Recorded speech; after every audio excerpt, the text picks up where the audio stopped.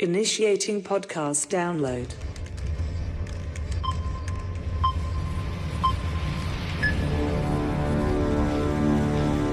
Prepare yourself.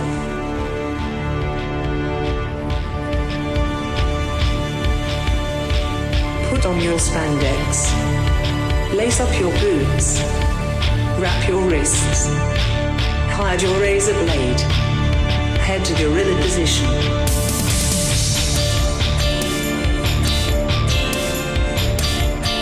Grease up your hair. Apply baby oil. Okay, apply more baby oil. Get into gimmick. Keep your ears open and your mouth shut. Have fun and be safe out there, brother. Welcome to Iron on Wrestling. Now your host, Gregory Iron. Hello again, everyone. Welcome to another edition of Iron on Wrestling with Gregory Iron. I'm your host, Gregory Iron. This is episode 311. Did you say 6'7"? I did not. No, no. Excuse me. I'm going to back out for a second. You can restart, and I'll come back in and pardon the interruption. But no 6'7"? I was actually not going to rhyme, and I was going to say that this is going to be an episode that you wouldn't believe. Something about the band 311 from that song from Amber 2000. is the color of your energy. Yeah, but this is a different Whoa! song. Yeah. We said 5 weeks ago that we were going to do this again on episode 311, and I did not forget, okay? I like to keep my promises on this show. But, you know, you mentioned this 6'7" thing, and before we get into the episode, I needed to know what the 6'7" thing was. Apparently the kids are saying it. You didn't know where it originated from. You heard it from your kids, I'm assuming? Not my kids. What kids? It was just kids. They're all out in the yards outside around my neighborhood. And you're just hearing them say yelling, 6'7"? 6'7"! And not 6'9". No, I know. That's why I thought there was some like joke to that. But actually, when I went 6'9", they all went, huh? Yeah. Oh, you're old and weird. And then the parents were like, call the police on this man. Yeah. The 6'7" meme is an internet meme and slang term that emerged in early 2025 on TikTok and Instagram Reels. It originated from the repeated lyric 6'7" in the song Doot Doot. 6'7" has nothing to do with Michael Hayes, no. By Skrilla, which was used on social media in video edits of professional basketball players such as LaMelo Ball, who is 6 feet 7 inches. The term 6'7" spread as slang among Generation Alpha and Generation Z. As the meme's reach expanded in August of 2025, one boy became known as the 6'7" Kid, with a video that went viral showing him saying the term while moving his hands up and down at an amateur athletic union basketball game. It is often compared to 41, a meme of similar origin where rapper Blizzy Boy, in his song 41 Song Sax Freestyle, repeats the number 41 throughout. This is so lame. I don't even know why. I regret reading that aloud. Do you know anything about Blizzy Boy or perhaps maybe even Skrilla? What about Skrilla? Skrilla, I have a hoodie. A Skrilla hoodie. Do you? Yeah, you once said it was, you thought it was an African queen.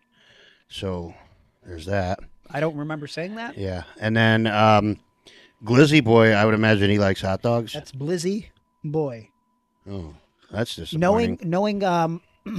Knowing what Hulk Hogan has said in the past, I'm going to guess that Blizzy stands for black, but I don't know. And I probably shouldn't take my knowledge of anything from the immortal Hulk Hogan. So we're just going to move on from that. Aaron, how are you? How was your week? Oh, what a week. It was all filled with wrestling. Yeah. And NFL football. As many of you know, the God. Cleveland Browns emerged victorious. You know, I had people writing me from the Patreon and on social media asking me how I felt about the Browns and blah, blah, blah. And, you know, Corey in particular from Patreon, I said, brother, you're speaking a foreign language to me. He called someone Butterfingers, and I'm like, I don't know what you're talking about, man. That shit's all fake. I think we got some questions for the bonus episode today that involved the Cleveland Browns, so I'll let you answer that shit. But today on the regular episode, we're going to talk about some stuff, some things. We're going to talk about a segment from the March 14th, 1988 episode of Primetime Wrestling that Aaron found pretty intriguing and wanted me to check out over the weekend. But also in this episode, we're going to talk about some of the most pointless and most poopy heel turns that we've witnessed and maybe try to book them a little bit better today on the show. But You also want to be involved in the bonus episode where we're going to answer a buttload of your questions. That's in the free bonus episode over on patreon.com/Iron on Wrestling. Costs $0. All you got to do is sign up for the free tier. So if you want to get more Iron on Wrestling for free, you go over to Patreon and sign up for the free tier. But also, we'll get back to the Patreon in a second, but we also have some stuff going on over on our free YouTube, Iron on Wrestling on YouTube. We uploaded some new things this past week, including, Aaron, have you been seeing what we uploaded on YouTube? So many things. Anything intrigue you? Like perhaps maybe the tossed salad match? Yeah. Yeah. Yeah. Are you the person that watched it all 81 times since it's been uploaded? No. I lived it. Oh, you were there? I maybe not the same match, but remember, I did spend a weekend in jail. We also uploaded a Jello match between two young ladies named Darling Nikki and, I don't understand the meaning of this name, the Baby Driver? What would the Baby Driver mean? I think that was a movie. Yeah, but I don't know what that means. This is from the 80s, though. Really? Huh. Yeah, the Baby Driver. I don't know that. Do you know Darling Nikki? That's a song, right? Yeah. Okay. Oh, I'm very impressed. Who sings it? I don't know. I know it's a song. Prince. Is it Prince? Okay, yeah.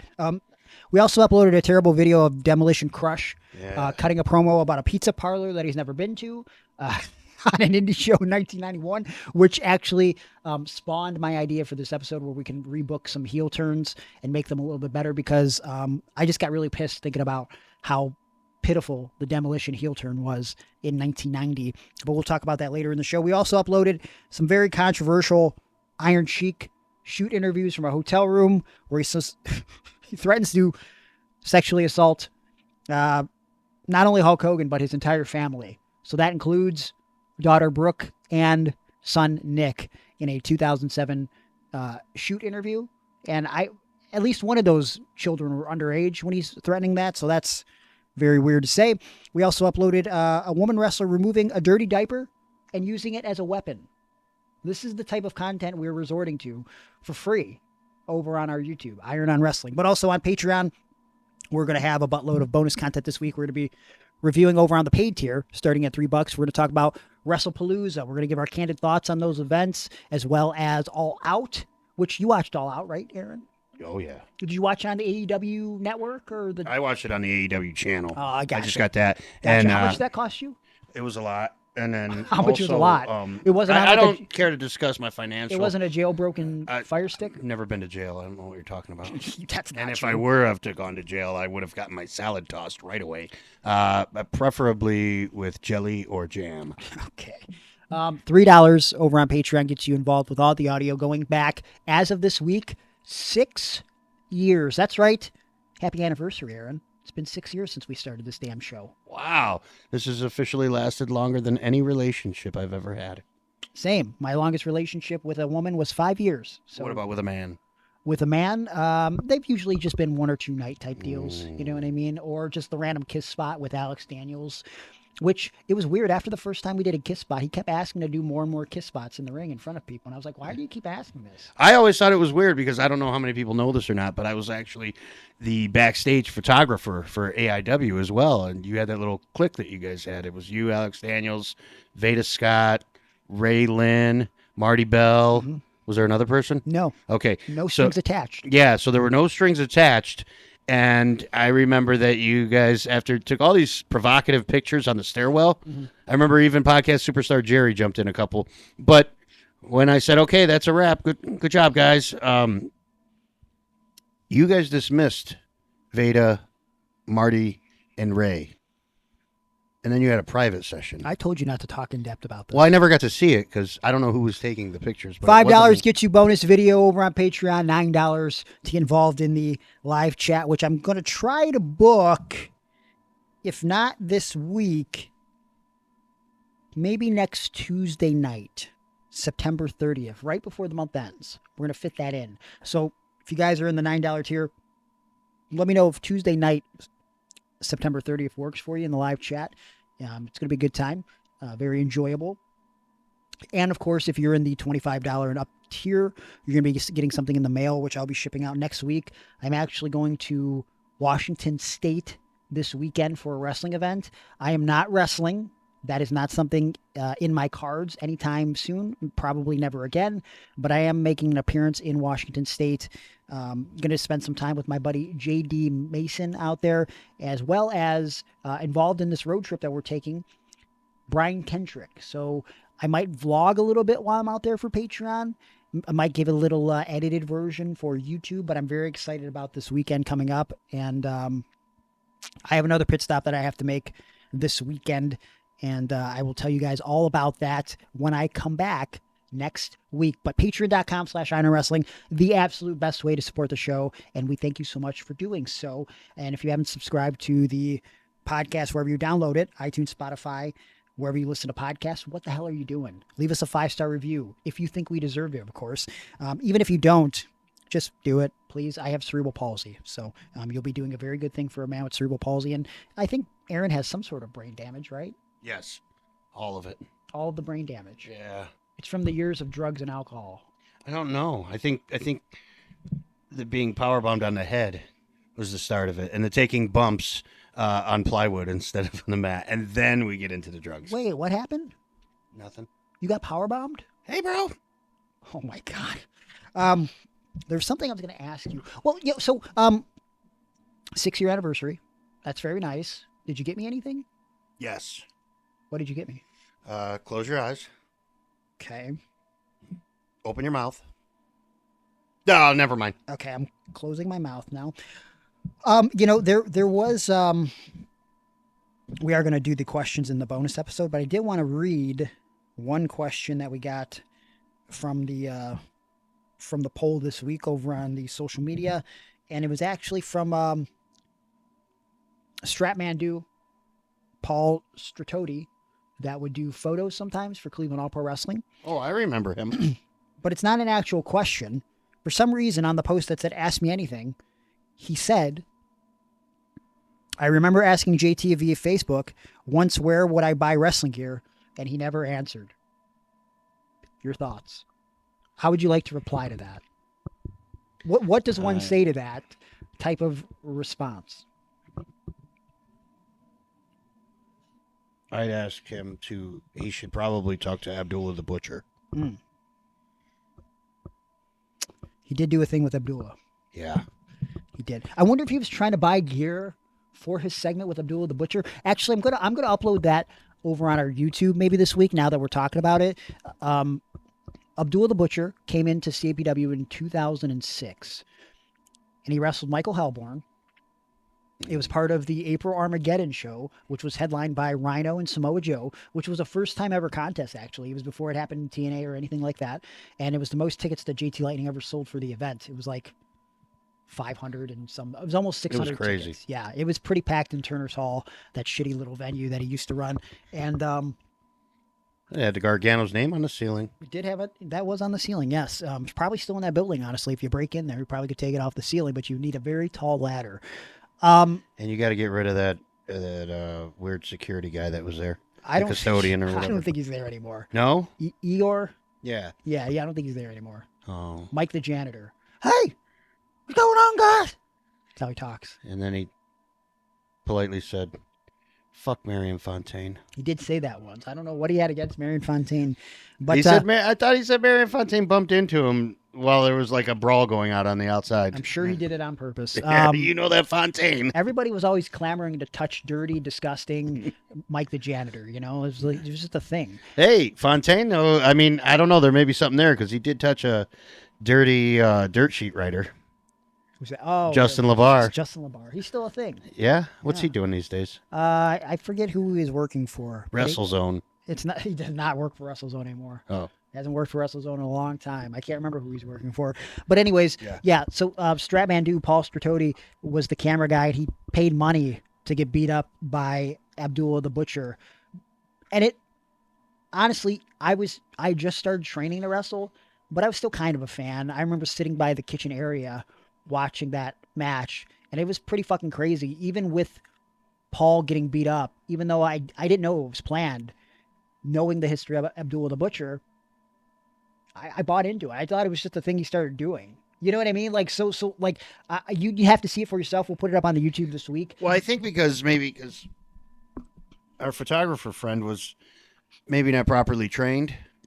No, not even a little bit. Okay, so that's what it looked like to me. It looked like, hey, I'd like to do something with you in the ring. And Abdullah was like, yeah, cool. Well, also keep in mind, I don't think they ever got in the ring because I don't think Abdullah could physically get in the ring. Oh my gosh, that's right. So I think him and Hellborn just did shit on the outside, and then he randomly grabbed the camera guy and just fucking cut him on the floor. And so then stabbing him with a fork or something. Yeah, and he's just bleeding everywhere, and Hellborn's bleeding everywhere. So it was like You should have seen the photos from that night, though. I think that match closed the show. It wasn't Samoa Joe and Rhino. I think it was that match. I could be wrong. Gosh, I can't remember.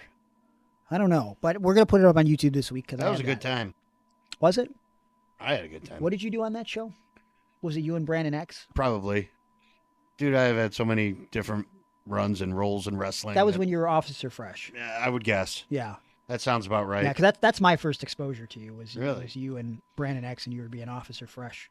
Good God, who would have thought that my security guard outfit from years earlier was going to come in handy when Brandon X was going to be a convicted felon or whatever? Because I also remember, like, the first time seeing Charles, like, thinking it was impressive that, like, he was so tall and he could do, like, a 619, yeah. You know what I mean? Like, well, when you say Charles. Brandon X. Okay. Yeah. But, we're rambling right now. But, yeah, let's take a commercial break, and when we come back, we're going to talk about an interesting tag team match from Primetime Wrestling, which you can watch on YouTube for free. Just search 3/14/1988. We're going to talk about that segment and how weird it is. And we're also going to talk about how we would fix some heel turns that had some potential. Maybe we're kind of duds and make them a little bit better when we come back on this special 6-year anniversary edition of Iron on Wrestling. Well, we're in the fall. But before you know it, it'll be winter, and you're going to want to stay in good shape during the cold season. You don't want to go into hibernation and start eating all this food and feeling like shit and looking like shit. But there's a way around that.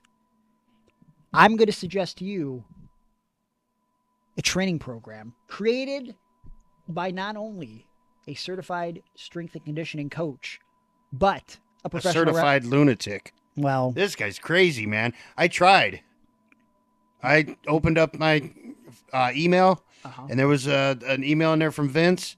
Set me up with my whole workout. Vincent Nothing. That's right. Yes. Not Vincent McMahon. No, I can't imagine what kind of workout he would send to you at this point in his life. But man, he kicked my ass. I don't know if you started yours yet. But I have not started mine yet, but, it's not an overnight journey.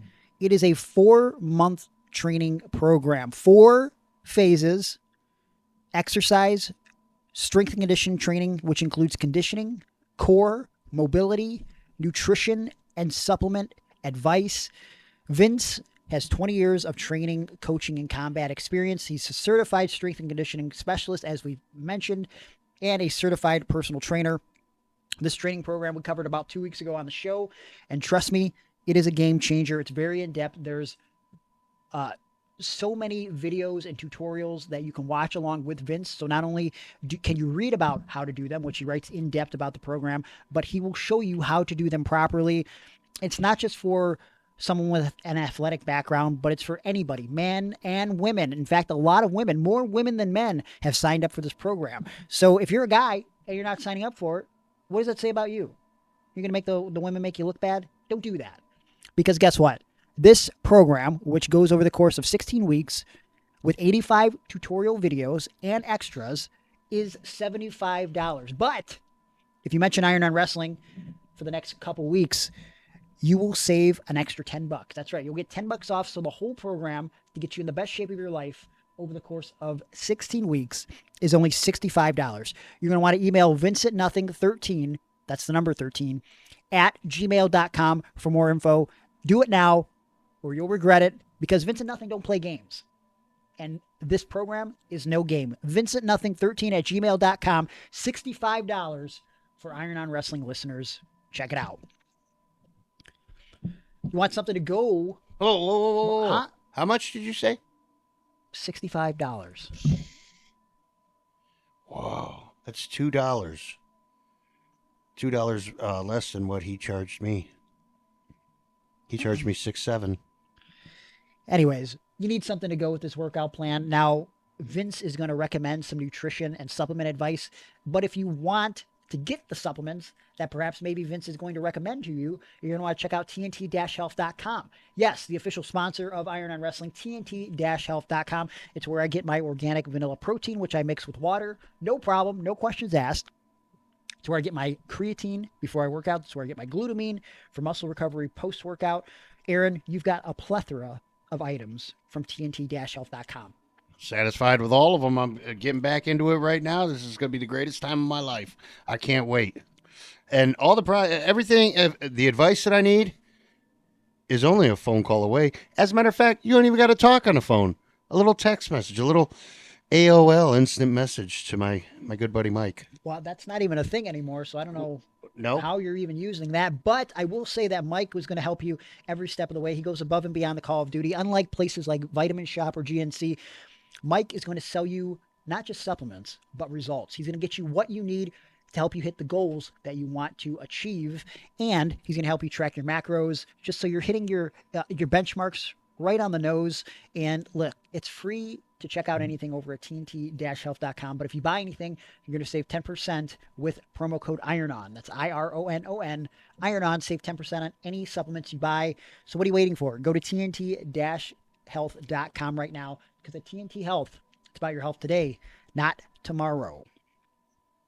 So once I get jacked again, okay, off of the workout plan that Vincent Nothing has designed for me, and the supplements that TNT Mike is sending to me, well, I guess there's only one thing left to do. What's that? Get on a fucking cloud. Oh, boy. I need a logo. Okay. Who can do this for me? Juan I have Ortiz. 2 friends in the world. Juan Ortiz. Oh, I almost forgot about my good buddy Juan of the Ortiz. Of the Dead Designs. Yeah. Yeah, him too. Man, he can make clouds like nobody's business. Yeah. What kind of cloud would you get? Well, I think this week I would get me on a cloud in heaven with my good buddy Dean Chard in a wheelchair with a birthday cake. Yeah. But I would eat the birthday cake in front of him. In front of him. And I would say this is actually a birthday cake that I got in advance for my birthday on October 12th. Yeah. This is not for you, Dean. And he'd be like, "Oh no, let me have some of that birthday cake." And I said, "Well, I heard that like Aaron, you like to punch dudes in the butt cheek." And this is all in a word bubble, by the way, on the shirt. In the cake. And then in the next scene, in the drawing that I got commissioned from Juan Ortiz and of the Dead Designs, it's then Dean Chard miraculously overcoming cerebral palsy, standing up out of the chair, and punching a man directly in the butt cheek. Wow. It was a great shirt. I'd buy that shirt. You should buy that shirt. And you know what? Why not buy some sort of shirt design, logo, any type of artwork from Juan Ortiz and of the Dead Designs? Because he's done artwork for like every major star in every major company in professional wrestling. Alexa Bliss? Well, no. The Undertaker? Why did you name the one person that he hasn't done art for? Yeah, Because that's what Dean Chard sent me. Oh. Yeah, he asked if I could mention Alexa Bliss. Well, maybe he could punch Alexa Bliss in the butt cheek on a cloud. Oh my God, he'd break his hand. Well, maybe. But yours will go straight. You can, and you might go straight too. I don't know what that's supposed to mean, but you could save $20 on any design from Juan Ortiz if you just mention this podcast. So $20 on any design, your first design, of course. So contact Juan Ortiz and Of the Dead Designs right now at Of the Dead Designs over on Instagram, Facebook.com/Of the Dead Designs, or go to the website ofthedead.weebly.com because Of the Dead Designs is bringing artwork to life. Okay, we're back on the show, and we got to talk about this segment from March 14th, 1988, the beginning, like the first 15 minutes of primetime wrestling. You wanted me to check this out, and I'm just going to say it. Okay. I fucking hate Harley Race. Okay, so I guess it's important to point out that explain why you wanted us to watch this segment. So the opening contest is a babyface Fabulous Rougeau brothers versus Bobby Heenan's representation of the King, Harley Race, and Iron Mike Sharp. Which I thought was strange, and I wanted to get your thoughts on it. Like, why do you think Iron Mike Sharp teamed with Harley Race when Iron Mike Sharp was not a Bobby Heenan family member and actually was just kind of a dude, like a jobber? Well, yeah, it was very strange. And my first thought when watching this segment, which, by the way, the show starts with a I mean, every segment with Gorilla and Bobby on Primetime Wrestling is great, but it just, you could just tell in the opening segment that these guys are just having a blast and they're just riffing and they're trying to pop each other and they're restraining the laughter. But the match itself, I immediately thought, well, someone had to miss the show, right? I mean, that had to be what it was. And turns out when you watch the segment that follows, Bobby Heenan gives reasoning, which I would imagine is legit. Hercules was supposed to be the team partner for Harley Race, which would make sense. He was part of the Heenan family, but he missed a connection or his flight was delayed or whatever, and so he couldn't make it to MSG. And so they put together, apparently voluntarily, Iron Mike Sharp agreed to be a part of this tag team, and then, of course, lost the match for the team. The match itself, I think the Rougeaus are very good, okay? The Rougeaus, these are babyface Rougeaus. We're in the weeks before WrestleMania 4, so it's an interesting time. I did find it interesting that they're still using the Madison Square Garden mic that comes from the ceiling in 1988. It's strange to still see that happening. They also weren't in Madison Square Garden. The thing said MSG. Yeah, I know. That's what I thought was weird. They said they were in Canada. No way. That's what I heard. No, that Might doesn't have make been any a lie. sense. Okay. Anyways, there was not many people in the crowd for some reason, so maybe it was like an early match, or, I mean, because the WWF wasn't really struggling in 1988. Maybe it was one of the earlier dark matches, pre-show match or something. But I just got to say this. I love the Rougeaus. I think Ray Rougeau is very underrated. Now, you always hear that Jacques is kind of a piece of shit. Kevin Owens has been on record to say Jacques is a shyster and a two-timer and whatever. I just saw a post from, who was it? Jen, lady wrestler. Why can't I think of her actual wrestling name right Jen Hall? No, what? Huh? No. Damn it. I'm drawing a blank, but anyways, she just made a post about how he's a misogynist and a racist and blah, blah, blah. So like, Who is? Jacques Rougeau, apparently. The Mountie? The Mountie, yes. Wait. The Mounties are policemen, right? Yes. Okay. Yeah. All right. I wouldn't have expected him to be a racist. So, say what you will about them personally, but, I love the Rougeaus, even when they're baby faces. But Harley Race, Iron Mike Sharp is fine.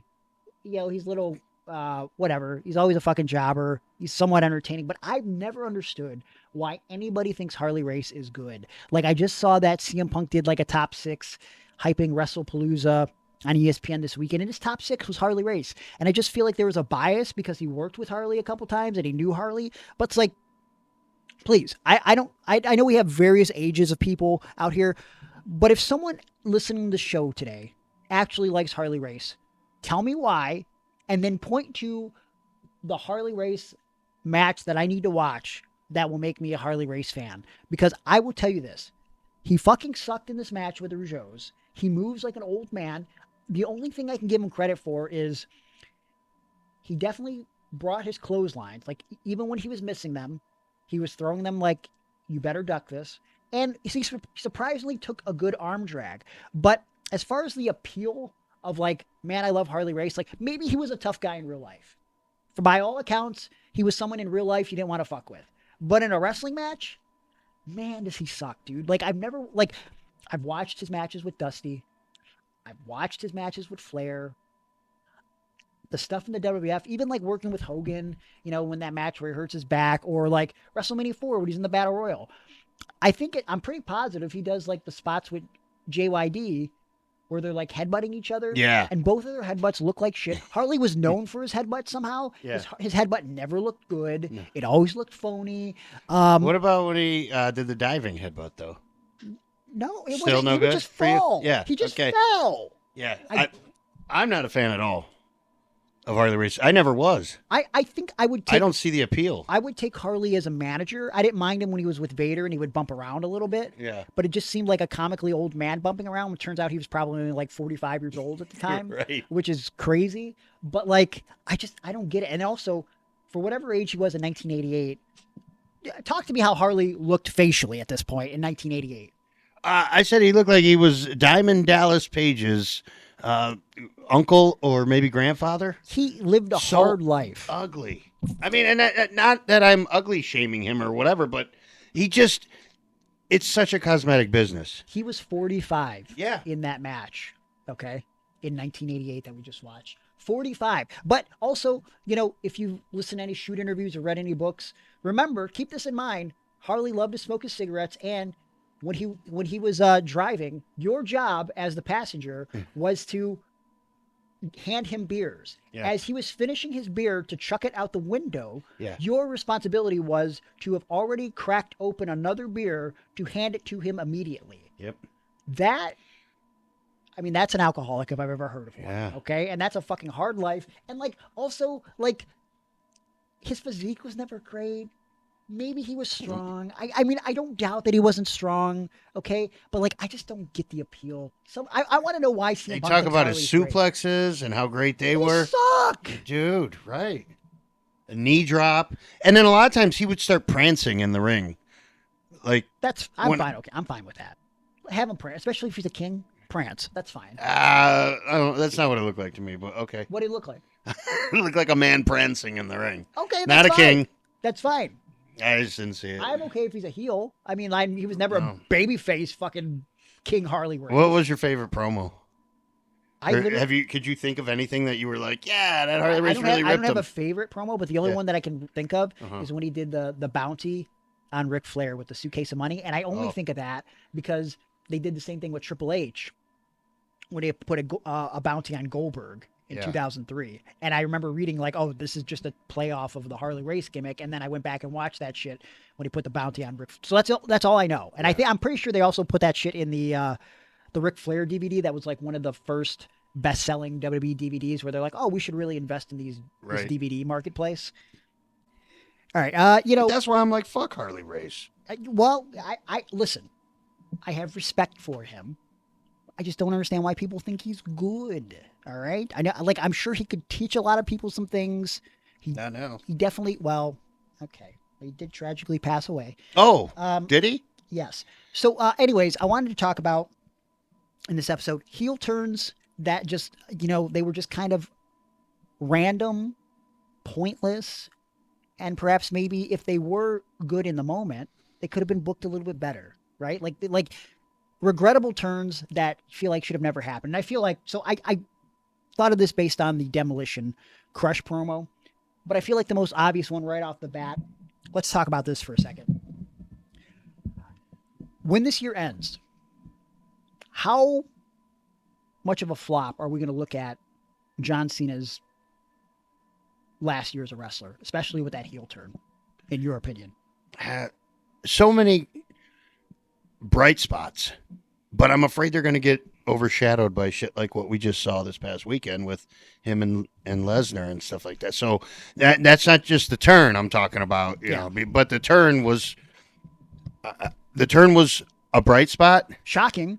Overshadowed by the darkness that followed. Because there was no plan. Yeah. Or the plan that we know based off watching WWE Unreal was, well, Travis Scott's going to play a big role in this. He did not.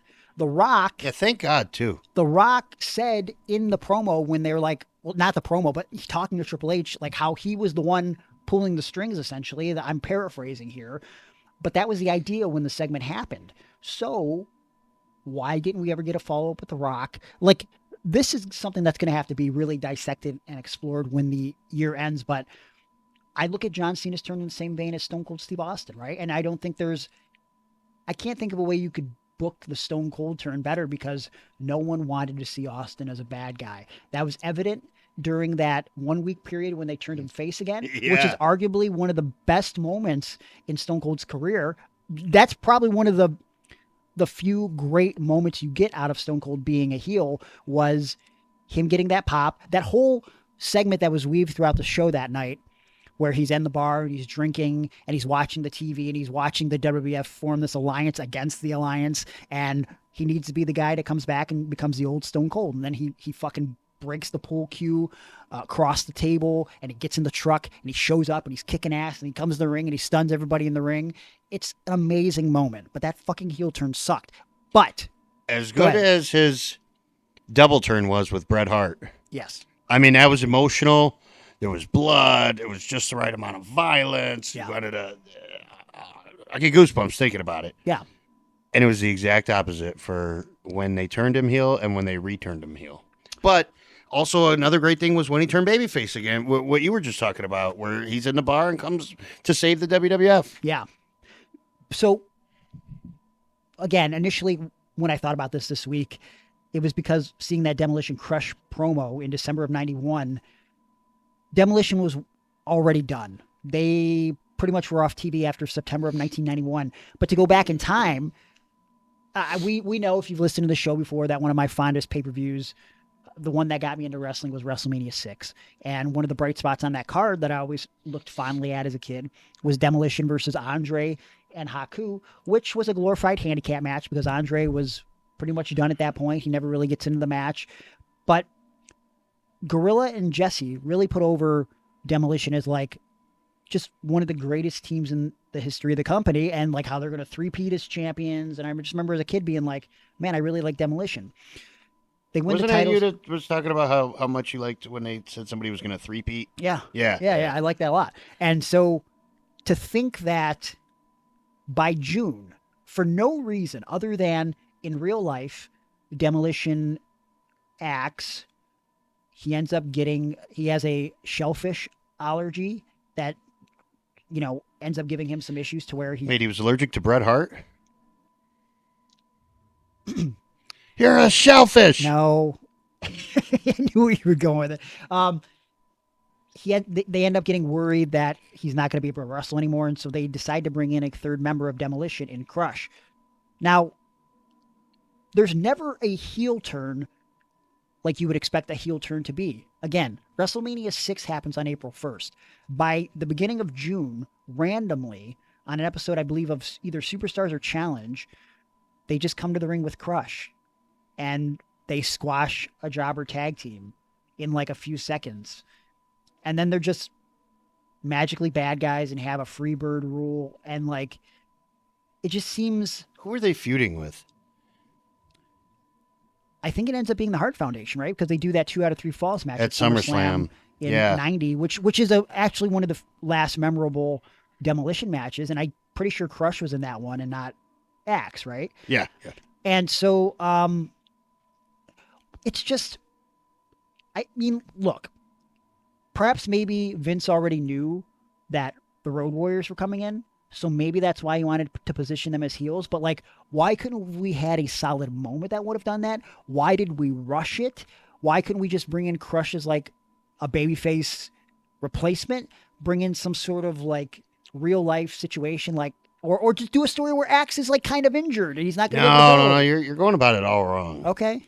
All right. So Axe and Smash are the WWF Tag Team Champions, right? Yes. And they want to celebrate. So where are they going to go? The Demolition Derby? Big Mitt's Pizza Parlor.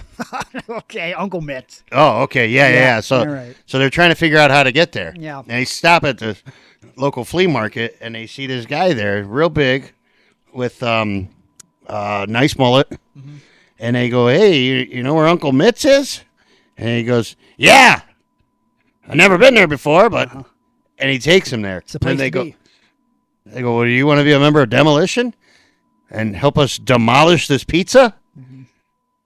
Your thoughts? Didn't they have a sponsorship with Pizza Hut at the time, though? Demolition was in that Pizza Hut. Yeah. So they go like this. No, you don't want to go to Uncle Mitt's, only if you're in Portland.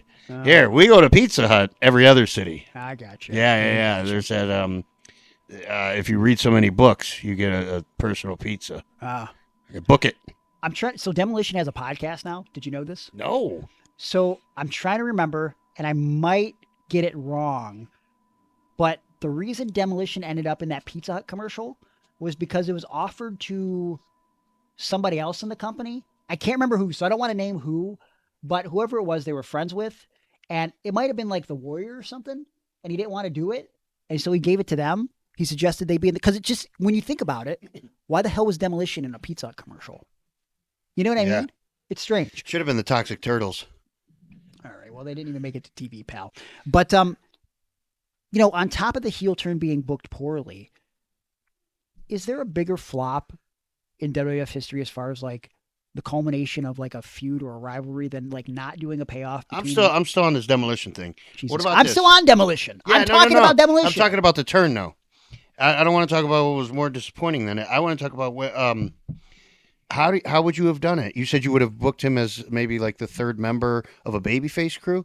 Because I'm thinking like, what I'm saying, maybe what if they had it was Demolition against Heart Foundation since that was a feud, but just like with Hercules earlier, maybe Jim misses his flight. okay, And they've got a couple guys to pick from in the back. sure, And Bret Hart looks at you, well, here's the biggest jack guy. It's this new guy we got called Crush. mm-hmm. Not even thinking that, wow, Axe Smash and Crush sounds like a tag team, a trio team. So he teams with Crush, and then that's when it happens. That's when the turn happens. I don't know. Give me something other than all of a sudden you just have bad guys on TV that wear masks, hockey masks. My stuff. thing is, why not just have them be baby faces until LOD comes in? Like, if you know they're coming in, why not wait to set up the heel turn? Did Vince want him to have already a lot of heat? I think Vince I don't thought know. that. But that's the thing. That's the thing. Like, there's never a payoff, a big match payoff between LOD and Demolition. You know what? And that's something like with Flair and Hogan. Yeah. We wanted that so bad, and then we got like what we got with Demolition and LOD. Why couldn't we get Legion of Doom versus Demolition at WrestleMania 7? Yeah. You know what I mean? It didn't even need to be for the tag team titles, which it wouldn't have been because that's where we got Heart Foundation and the Nasty Boys. But like the fact, Demolition wrestled Tenryu and Katao. yes, in that terrible match where they lost in like 2 minutes. Yeah. Because they were trying to put over that alliance with that SWF Right. Federation over in Japan. What did SWF stand for? SWS. It was Stale Whack Fudgy don't Federation, the think that- Fudge Packer that's Federation. not what it stood for. Something strong, something I don't fucking know. Okay. But whatever the case is, the turn was a flop. Never doing the feud with Legion of Doom was a flop. Even the fact that, like, okay, so you're not going to do it at WrestleMania 7. You couldn't do it at SummerSlam 91? Do you remember what did LOD do at SummerSlam 91? Who did they defend the tag titles against? Nasty Boys, right? No, Money Inc. No, Typhoon and the other Or guy. was that where they won the tag titles? They beat Was the that when Nasty they Boys. returned with Paul Ellering? No, Ellering doesn't come until 92? 92. Okay, so what was 91 then? I think they beat the Nasty Boys for the tag title. Okay, yeah. So why couldn't they just beat the Nasty Boys before that and then do like a match where they just fucking defeat Demolition at SummerSlam? Yeah, I need it wrapped up, but I don't know why. Was there... Well, Axe was already on the outs. What was his deal? He was hurt? Yeah, he had the shellfish allergy, and he was supposedly going to be part of the Office, but then they like weren't going to do that. Well, let me look up real quick to see what Legion, because for some reason now I'm thinking, was it Legion of Doom versus Power and Glory or something? Random? No. Oh. Keep talking while I look this up. All right. Well, when I was a boy. Give me a heel turn flop. Oh, if we're going to talk about two tag teams, let's go with New Day. Your boys, the New Day. That's a pretty recent flop. I mean, it's fresh in my mind because I'm still waiting for something. I want them to feud with Big E. I want them to feud with somebody. Even if they're just writing that whole thing off, they miss a lot of heat with that. Yeah. Maybe Big E's not comfortable with that. Maybe he's not comfortable leading a tag team, a young tag team against these guys. Real quick, Legion of Doom was against Power and Glory at WrestleMania 7, but the tag team title change happened at SummerSlam 91. Okay. Just to make that clear. So listen, New Day has still been doing great promo work, and I think they're really trying hard. But like, for example, like a few weeks ago, they did a funeral for losing the tag titles, but they only posted it on social media, and it was an 11-minute video, and it was good, but also it was posted like 3 weeks after losing the tag titles. So like, what are we doing here? 6 weeks after Gargano and Ciampa began having their memorial services for. I mean, they've been doing that months prior. Yeah, that's what I'm the saying. moment of silence. Yeah, the moment of silence. Which they don't get an opportunity to ever do on TV. No, because everyone else does it now. New Day does it. Chelsea Green does it. Somebody else does it. Big G does it. Yeah. So. Something that much like the John Cena turn, and we've talked about it on this show before, a turn that I always found shocking as a kid was the turn of Tatanka, right? Oh, yeah. When he turns on Lex Luger at SummerSlam 94. But there's never a good follow-up. The biggest that Tatanka gets is when he's in that tag match in the main event of arguably the worst WWF pay-per-view of all time, King of the Ring 95, where it's Tatanka and Sid versus Diesel and Bam Bam Bigelow. But if there was a way to at least give him a little bit of momentum after that heel turn, I feel like I would have put because I was trying to book this in my head earlier, thinking about it. Bret Hart is the WWF champion. He's obviously headed to this match with Bob Backlund at Survivor Series. And we're still in the era where you're not doing monthly pay-per-views, so you don't have anything after the Owen match at SummerSlam. And I'm sure he's still going to occasionally run Owen matches at house shows and stuff. And I think they even did that false title change on one of the Coliseum home videos where, they all have Owen on his shoulders. It was like a lumberjack match or something. But why not on TV, especially in the era of Monday Night Raw where you got stuff like Bret Hart versus 1-2-3 Kid randomly? Why couldn't we just build up a side program as we build up to Bob Backlund and Bret? Why couldn't we do Tatanka as a credible WWF title contender for a cup of coffee initially after that heel turn? He ends up fucking turning on Luger. Luger's not doing anything in the title picture. Luger gets beat every time with Tatanka. So Tatanka's already made to be a number one contender. Yeah. And he's got DiBiase with him. Right. And I think they had Sid with them. Sid's not there yet. Oh, okay. That's why I'm saying. Oh, no, I'm sorry. It was Bam Bam. So Bam Bam was the heavy. So right? Am I right with that, Bam Bam? Yeah. I don't know if Bam Bam's even technically. Well, then who the hell was in it? You had Nikolai Volkov. Yeah, it wouldn't have been him. Who the fuck else was in the $1 Million Corporation at that point? IRS, obviously. Yeah, 1-2-3 Kid. He's not in there yet. That's not till 95. Yeah. This is the beginning of it. Like, I feel like he's essentially, Tatanka is basically your top guy in the corporation, in my opinion. Yeah. Okay. So the timeline of who's in the $1 Million Corporation is, first it's Nikolai Volkov, Ted DiBiase's Undertaker, which we have to remember that. Erwin R. Shyster, Bam Bam Bigelow, yeah, and then Tatanka. So then that's 94. So we don't get anybody else until King Kong Bundy in 95. Faction. Yeah, King Kong Bundy in 95. Oh, jeez, I forgot about him. Yeah. But again, Kama. Yeah. Psycho Sid. Yeah. 1-2-3 Kid, and then they're just desperate at the end. Xana Claus, and then I don't even think you could count Stone Cold, the Ringmaster, as a member of the corporate, because the corporation was done by that point. But he's listed on the official corporation membership roster. But anyways, yeah, I think I would have put Tatanka in matches with Bret, and also you can give him credibility that, like, he was undefeated for like 2 years. That's what I was going to say, blah, blah, blah. Like, I think there was a way to, at least in the beginning for a couple months, make that heel turn meaningful, because after the turn, it didn't mean shit. Nope. What else do you got? Oh, as in turns? Dud turns. I think it led to a lot of good things, but I was very confused with Shawn Michaels' babyface turn. Because it was... Turns, what? Heel turns. Yeah. Turns. Oh. What Shawn Michaels turn are you talking about, though? The one where... Well, I guess Sid really didn't turn heel because he already was heel. Yes. So Sid powerbombed Shawn, but I think it goes off the air early. With the botch and powerbombs. I didn't understand it because Shawn Michaels was talking shit to Sid like he was a heel, like Shawn was a heel. Yeah. And, I'm going to give you the night off. I don't need somebody causing me to lose. Mm-hmm. And so it's like, oh, Sid's the babyface. But then Diesel comes out, so I was confused by all that. Do you remember the Trish Stratus heel turn in 2004? I remember when I think she turned recently with Zoe Stark. Yeah, I mean, that was kind of... What was that? Well, that was during the Becky Lynch feud, which they ended up having that really good cage match. Becky Lynch, that's another horrible heel. Yeah, well, she's better now, yeah. now that she's with Seth. We just wanted to tell you. What's that? Everything I said about Becky from the last pay-per-view, when I said that she was overrated and maybe I'm having revisionist history, all that's fucking out the window now. Because I just watched this great tag match and I thought she was wonderful in it. Well, we'll talk about that. We'll talk about a bonus. But so I think about the Trish Stratus heel turn in 2004, which I thought of one. She ends up aligning with Christian. Oh, yeah. The match with Chris Jericho. Yeah, that was sweet. The moment was sweet. Yeah.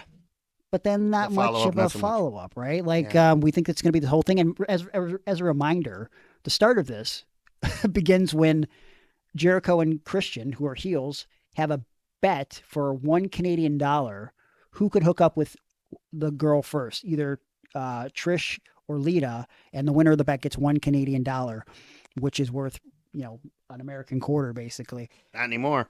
Well, anyhow, eventually Trish Stratus ends up dating Jericho in the storyline, and then she does the big WrestleMania turn and aligns with Christian, and they make out, and then really nothing happens after that. But Trish ends up staying a heel, and I'm pretty positive she ends up doing a thing where she's like using Viscera after that, and like going out on like a date with Viscera. It's a very strange 2004, and then they reverse the roles of like Lita and Trish. Like, so now Trish is the heel and Lita is the baby face, and blah blah. And so of course they'll switch that again in a couple years, but it's just like it was a very weird turn with nothing much memorable happening. No, that's right. I mean, the actual moment was great, which a lot of these are, and then without the follow up though, it's not fun.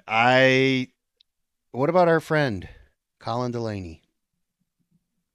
Oh, yeah. Turned against Tommy Dreamer, his mentor, on ECW TV. Yes. And then he had the one match with Tommy, right? And then he was released. I'm pretty sure that's how that happened. So weird. Yeah. Like, that also makes me, around the same time period, many people forget about this, and Leo, and I often talk about this character from Patreon, Leo from Patreon, Eugene, right? Oh, gosh. And he doesn't think that the Eugene character was done very well. He thinks it's in poor taste. I honestly have always been shocked that it actually came off the way it did so well at the time. But was not good was when Eugene turned heel for a cup of coffee, I think on like Hacksaw Jim Duggan. Yeah. And this is during the time where Eugene is wearing the terrible fake Superman outfit, which is even weirder. So instead of just like making Eugene disappear for a little bit and bringing him back as Nick Dinsmore and trying to pretend that he was never Eugene, which I know we're talking about like 2006 at this point, but not out of the realm of possibility. We've done it with other characters. Why try to take the mentally handicapped character, keep him mentally handicapped, but then turn him into a bad guy? It doesn't last long. They end up dropping it. He just becomes good guy Eugene again. But why would we even attempt this? Who thought this was a good idea? Sometimes it's like you look at this stuff and you go back to it and you go, oh, wouldn't that be cool if so-and-so turned heel on it?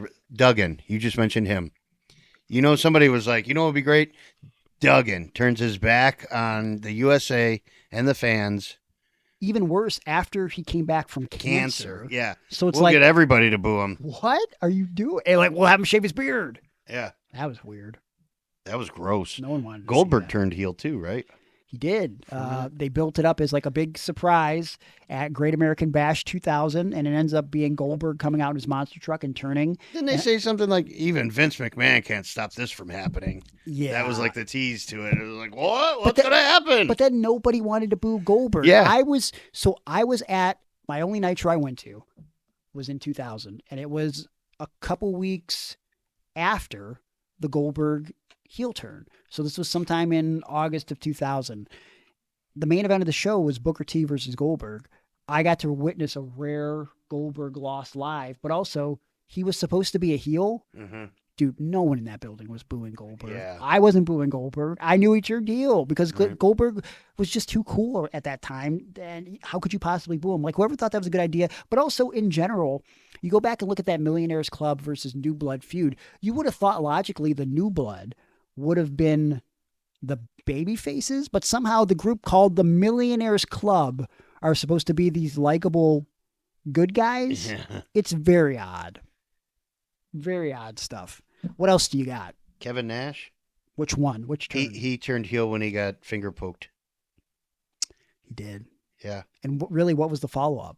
Like, what did Nash do after that? Yeah. I mean, you just give up the world title so that way you and Hulk Hogan can hang out again. Yeah. And you can be second. Yes, you're the second. After the whole split and like... And beating Goldberg? Yes. And like Nash cutting all these promos and being like, oh, like, I don't want to be second fiddle, and like Wolfpack and blah, blah, blah. He forms this whole stable only to just realign with Hollywood Hogan. Yeah, I've heard them explain it. I've heard a bunch of people explain it, multiple people explain it. It still never makes sense. Just in WCW alone, there's probably a bunch of random heel turns that... Bret Hart? Yes. Randomly turned heel and joined the NWO? Yes. And again, to become second fiddle to Hollywood Hogan. Yep. Why? Yeah. Like, I don't... Beefcake? Beefcake had a heel turn, but the turn sucked, and everything after it sucked. And You're talking about the Butcher turn. The Butcher, yeah. Yeah, well, the turn again. So I'll say this: as a kid, it was shocking to see Brutus Beefcake turned heel, right? Brother Brudeye. But again, we have an age discrepancy here, so I was shocked by that. But the follow up and the idea that we had to watch Brutus Beefcake versus Hogan in the main event of Starrcade, and then after this title match, what happens? Basically, it's the three faces of fear who then become eventually the Dungeon of Doom, and then Butcher becomes the man with no name because he's not aligned with anybody. But then he joins the Dungeon of Doom as the Zodiac. But then, as it turns out, he was just a mole. He joined, which, by the way, the Zodiac was a character that they stole that he portrayed in the 1993 movie Mr. Nanny. So that's where the character came from. Oh, I didn't know that. That's a deep cut. If you watch the opening sequence where Hulk Hogan's character is having a dream, the Zodiac is one of the guys like jumping off the rope and attacking, what's his name? Sean Armstrong is his character's name in the film. But yeah, fucking Brutus. Dude, oh my God. Sting had a heel turn in TNA. It sucked. Was it the Joker Sting? No, he attacked Rob Van Dam with a bat. You remember that at all? Yeah, I vaguely remember that. That's yeah, right. I think that was like one of the first episodes when they ran Monday against Raw. Well, what about when he randomly turned in 99 for that cup of coffee? And he was like maybe one of the guys who ran someone down with a Hummer. They did, everyone talks about the thing at Bash at the Beach 2000 where Jarrett lays down for Hogan, but they do a very similar finish at Halloween Havoc 99 to close the show. This is the first pay-per-view of the Vince Russo era, and the show ends with Hogan, I think, laying down for Sting or Sting laying down for Hogan. One way, I don't know, it was fucking weird. And Sting turned heel, and at the time, I don't think Sting had ever even been heel in WCW. Correct me if I'm wrong, right? Like, always a babyface. And then he randomly turned heel for a couple months, and then he was back to being a good guy. And we had that classic feud with like Vampiro, where he got set on fire and thrown off the Titantron, or the Turnatron, excuse me, the Turnatron. Oh, boy. Trying to think of what else. Random shitty heel turns that we could have booked better. Well, we haven't really booked any of these. Well, okay. We've just kind of listed. True. That's true. We are kind of. That's why I wanted to rebook that Demolition one back. I said before we go anywhere else, let's actually book the heel turn. There were so many. Jimmy Hart was a Hulkamaniac, brother. And then he joined the Dungeon of Doom. He did join the Dungeon. Then he returned. What about Lex Luger? Luger joined the Dungeon of Doom. Made no goddamn sense. I always say it's my favorite bumper. I was watching Thunder in Paradise, and they said, all right, fans, in about 3 minutes, we'll be up, and it'll be WCW Nitro, and we have Lex Luger here. And Luger was like, I guess I'm in the Dungeon of Doom now. Yep. Very, very cool. I mean, like if Jimmy Hart's like, yeah, baby. If you're going to rebook that, you know what you do? You don't put Lex Luger in the Dungeon of Doom. Yeah. Now, mind you, he's in the Dungeon of Doom in October of 95? Remember, he's like the big deal that shows up on Nitro, jumping ship from the WWF. Do you remember what the air date of the first episode of Nitro was? The beginning of September 1995. So a month later, they're like, what do we do with this big acquisition? Let's put him in the Dungeon of Doom. Are you fucking kidding me? How did you not build to why? Look, I know what the reasoning was. You do the Giant Hogan at fucking Halloween Havoc. And probably we don't want to pivot from that because we built to it. But how is the follow-up not keeping Lex Luger a babyface, having the Giant win the heavyweight championship at Halloween Havoc, and the next thing you do is do him and Luger?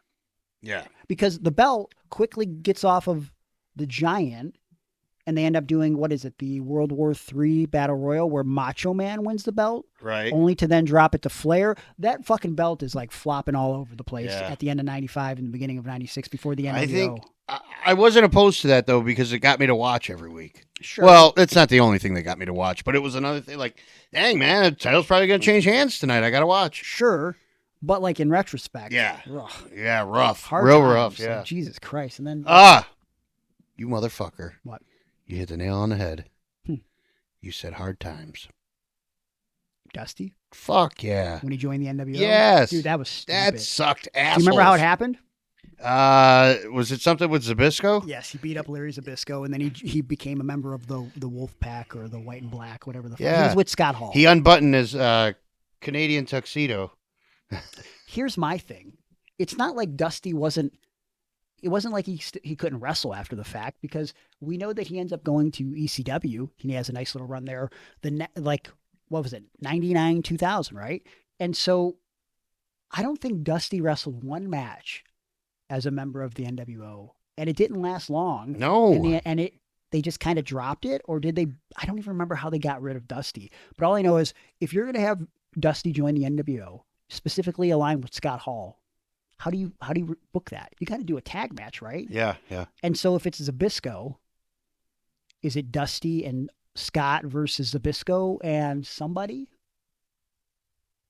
Like, what For that? sure. Like the Giant or whoever was feuding with them at the time. Yeah, like something like that. And at the very least, we need one match. But also, I don't really know if I want to see heel Dusty versus Larry Zbyszko. No. And I didn't even fucking like Larry Zbyszko. I didn't mind Larry Zbyszko in the feud with Bischoff, but I think it was because Bischoff was pretty hated. Yeah. So that's what made it work. You remember you remember the finish where at the Starrcade where Bischoff has the loaded boot, but the gimmick that he puts in the boot goes flying out before he hits the kick. No. So he doesn't actually hit him with the loaded boot, and he ends up beating Zbyszko. Wow. And that's when WCW Nitro becomes NWO Nitro. Ooh. And so that episode of Nitro, they spent like an hour deconstructing the WCW set and then putting up the NWO stuff. So if you've ever wanted to watch an episode of a wrestling program where we want to see how the arena is set up, that episode of Nitro from like December of 1997 is the episode for you. I remember I missed that, and I can't remember why, but then I read about it when I got my torch on Friday in the mail, my Pro Wrestling Torch dirt sheet, and I remember reading it. I was like, and then they took out drills and hammers and a toolbox, and they deconstructed the set, and I was like, oh wow, that must have been weird to watch a match while they were. And it was like, and there was no match; they were just filming the crew. You remember Dolph Ziggler's 2017 heel turn with was that when he quit? It was around that time, and he gave up some title. He was doing like no entrances, like no music, right? Or that, but then he started like doing like other people's music and coming out. It was very like there's and then the record scratched, right? Yes.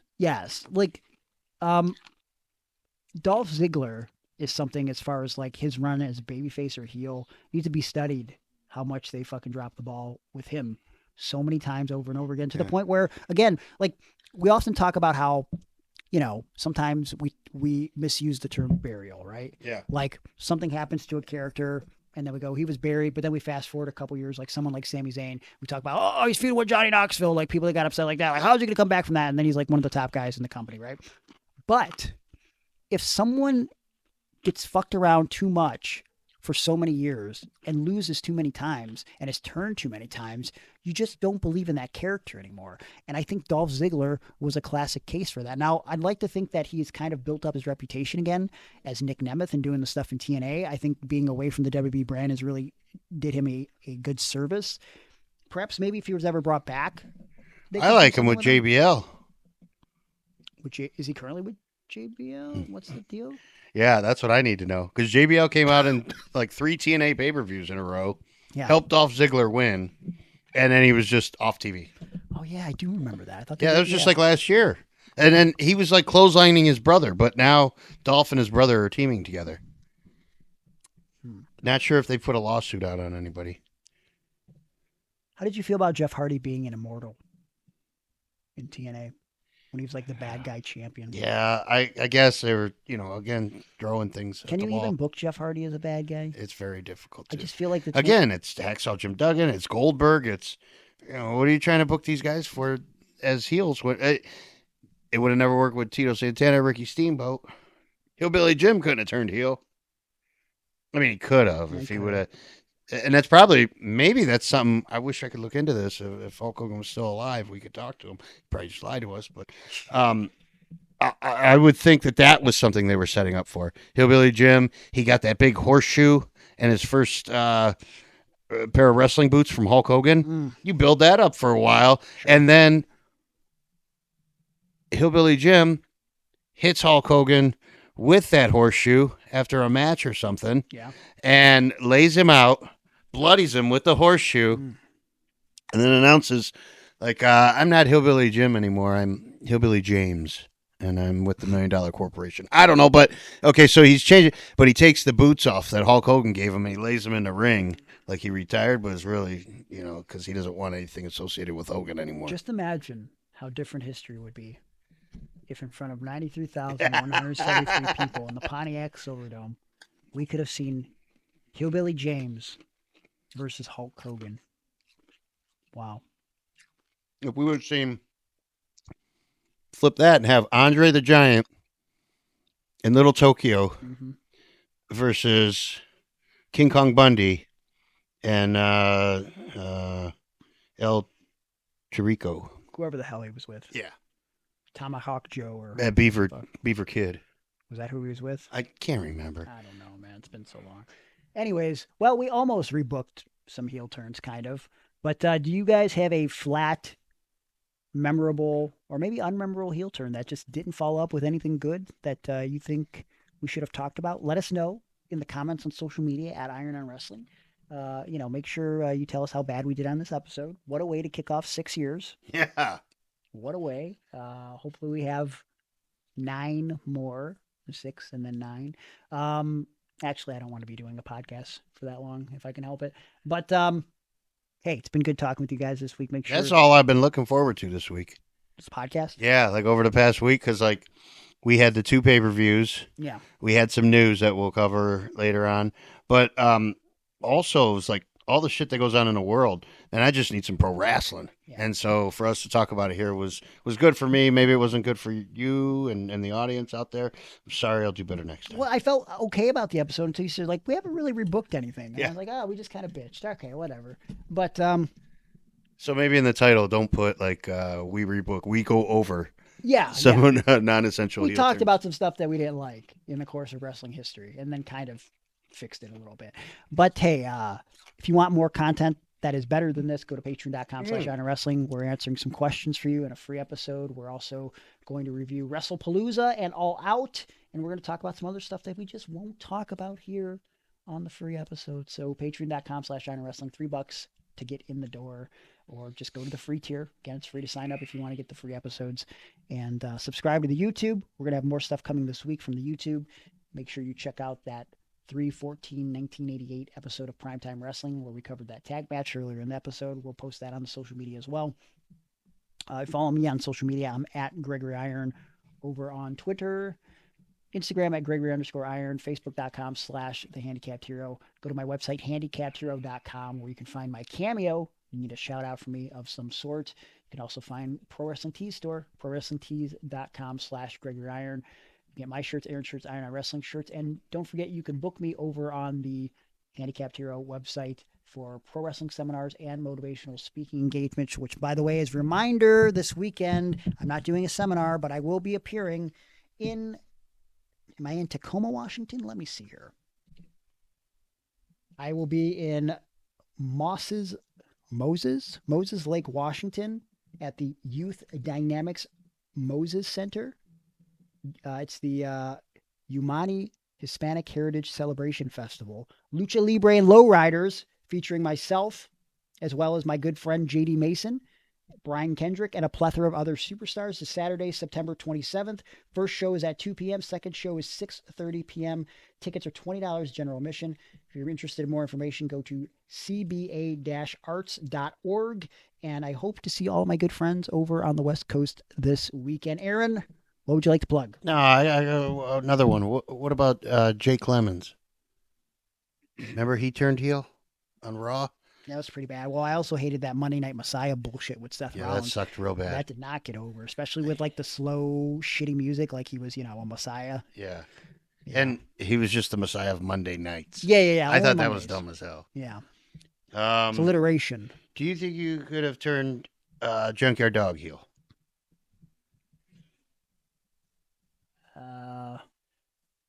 Maybe, probably. I was trying to think about some guys who were real solid baby faces that maybe could not have turned. And I know they tried with some different people, but I don't know about Junkyard Dog, George the Animal Steel, Howard the Animal Steel. I mean, George started out as a bad guy. Right. But once you turned him, I don't know if you're going back. Because his whole deal was just that he was vicious, right? Well, also part of the problem is, like, George Steele was, like, such a handsome guy. So it's hard, like, to guy with such good looks like that for you to boo him, you know? Oh, boy. You can find me on Instagram at Fair to Aaron. And I don't know that I want to be on any other social media right now. Why not? Is there something happening? Well, it could be. I guess you'll have to find out. But don't follow me. Okay. Well, that's it. And just remember that, you know, if you want to cancel any of your subscriptions for any streaming services, feel free to do so, and then announce it on social media and just be vague about it. And then you'll get a lot of engagement because people are really dumb. So that's it. Till next week. Hey, kiss goodbye. We'll wish this never ends.